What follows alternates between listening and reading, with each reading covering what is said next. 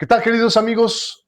Un gusto saludarle una vez más aquí en este su espacio, Iglesia Sin Paredes. Tengo el gusto de saludar a mi amigo Vicente. Vicente, ¿cómo estás? Hola Tony, ¿qué tal? Aquí contento de estar nuevamente con todos ustedes para llevar otra plática más, otro diálogo acerca de la palabra de Dios, de la verdad, La vida en en la Cristo. secuencia que hemos traído desde el primer video. Esperamos que nos estén viendo todos, porque si no también se pierden un poquito de lo que hablamos anteriormente, que es lo que ahora vamos a continuar. Así es, ¿No? así es. Y una vez más, reitero, queridos amigos, todo esto que comentamos aquí no son opiniones personales ni de Vicente ni de Tony, No, es lo que verdaderamente está escrito, lo que está en la Escritura, en la Biblia, la lo esencia. que Dios verdaderamente nos está diciendo. Esto es lo que nosotros compartimos, así que si están de acuerdo o no de acuerdo, no es con nosotros, sino es con lo que está en la Escritura. Amén, así es, exactamente.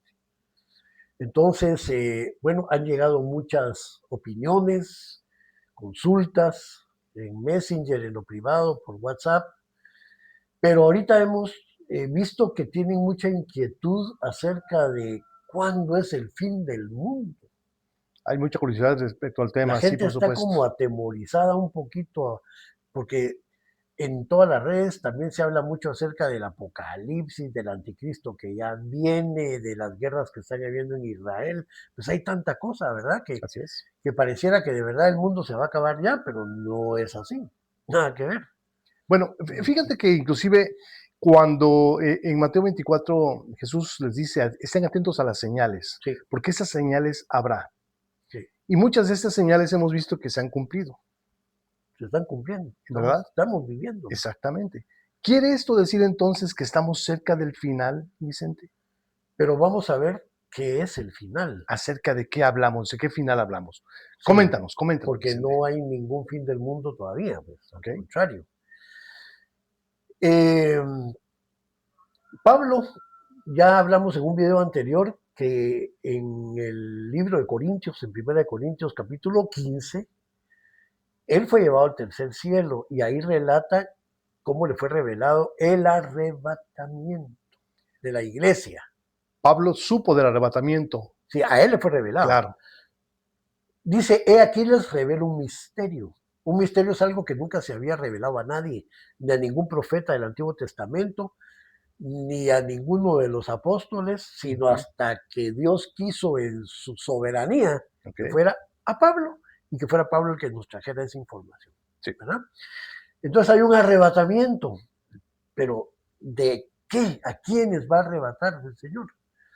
Porque hay mucha confusión también en cuál es la iglesia de Cristo, la verdadera iglesia de Cristo. Los católicos dicen que son ellos, porque Jesús la fundó y que Pedro fue el primer papa y bueno, han hecho un montón de dogmas, Ujú.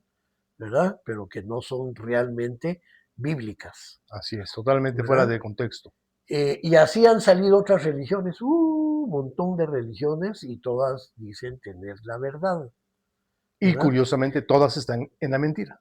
Sí, pero dicen que son la verdadera iglesia de Dios. Argumentan ellos. Sí, Nosotros sabemos que no es así, por supuesto. no.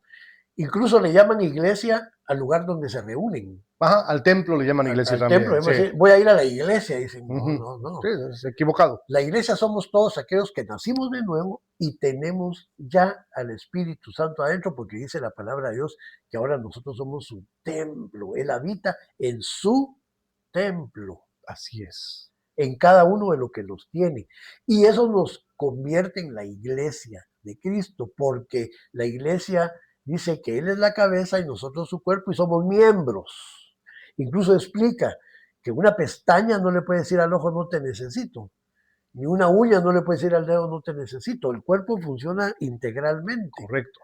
todo, completo, ¿verdad? Entonces, nosotros somos esa iglesia que va a ser llevada como la novia que es ahorita del Cordero, para unas bodas que van a suceder allá en el cielo, que se llaman las bodas del Cordero, cuando Jesús ya con su novia se hace totalmente uno. Y después de ese evento, entonces Jesús regresa ya con todos nosotros para reinar 1000 años aquí. Eso es la segunda venida de Jesús. Ahí viene Jesús con todos los ángeles, con todos nosotros, con todos sus santos, a reinar 1000 años. Entonces, ¿cuál fin del mundo? Ok, entonces entendamos, déjame ir haciendo un poquito de reiteración en lo que acabas de comentar. Resulta entonces que estamos hablando de que va a haber un arrebatamiento. Habrá un arrebatamiento y esto implica que la iglesia, todos aquellos que hemos nacido en Cristo, todos aquellos que somos realmente los portadores del Espíritu Santo en nosotros, nos vamos, ascendemos a encontrarnos con Jesús, ¿dónde? Exactamente, en el aire. En el aire, en las ok. nubes. Es decir, no es la segunda venida. No, la segunda venida es porque Él viene a la Aquí, tierra. en este caso no. En el Monte de los Olivos. Exacto, en este caso no, en el arrebatamiento no viene, Jesús no llega a la tierra, sino nos encontramos con Él en el aire. En el aire, en las nubes, dice, para estar siempre con Él. Ya para siempre. ¿Verdad? Entonces, hay algo interesante aquí. La mayoría lo saben. Cuando Jesús se transfiguró en el monte, Jesús en una ocasión se llevó a Pedro, Jacobo y Juan a un monte, subieron el monte de la transfiguración, le llama la Biblia. Así es el pasaje. Y cuando estaban arriba, Jesús se transfiguró, se volvió transparente, una luz inmensa salía de él y se asombraron ellos. Y de repente vieron que apareció Moisés y Elías. ¿Por qué esos dos personajes? ¿Por qué no fue Enoc y Abraham?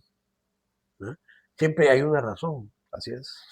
Y es porque Elías representa a los profetas, todo lo que es la profecía.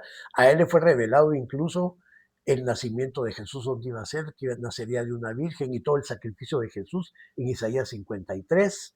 Entonces, él es el que escogió Dios para representar la profecía.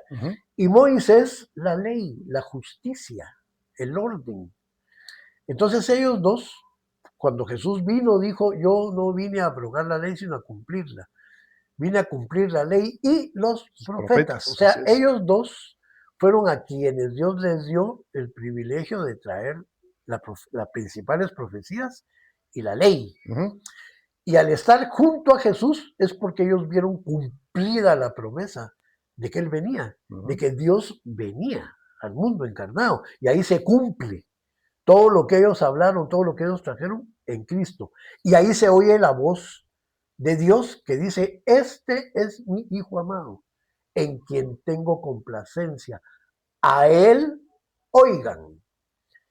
Y a partir de que Jesús vino y empezó a hablar, hubo una nueva información completamente diferente a la del Antiguo Testamento. Así es. ¿Verdad?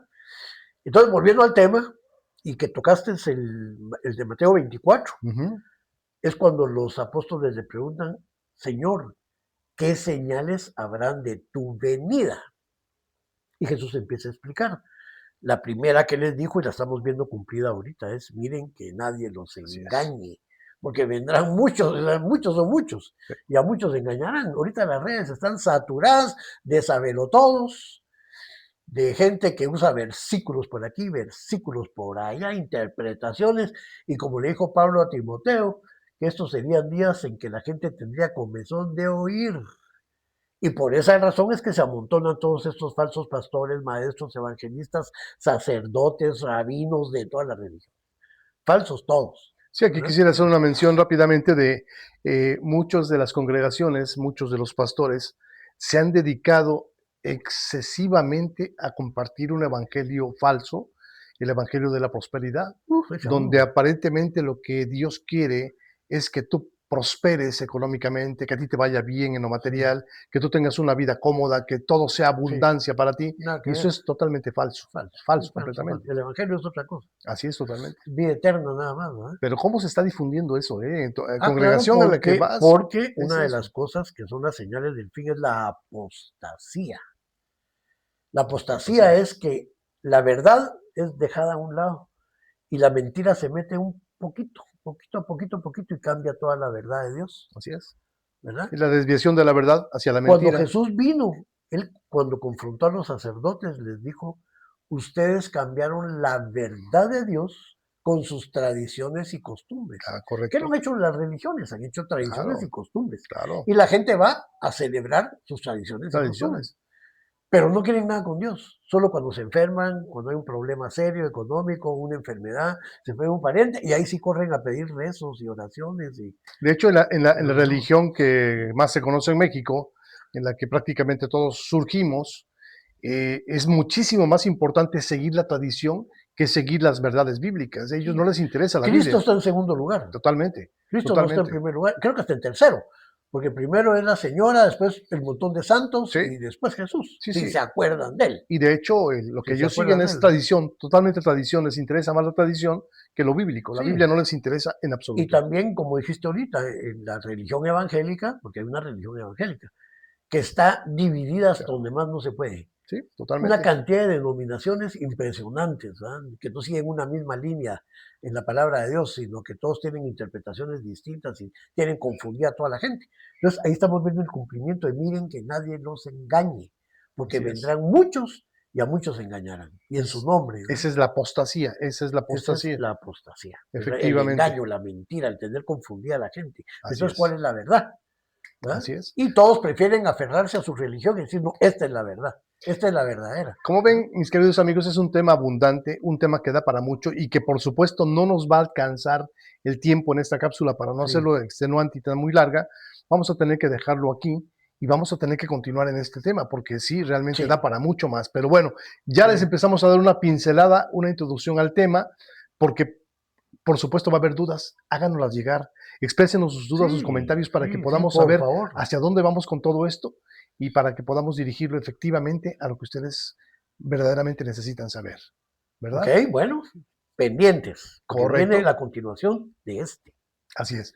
Queridos amigos, un gusto saludarles, un gusto estar con ustedes en este su espacio, Iglesia sin Paredes. Aquí nos veremos en la próxima.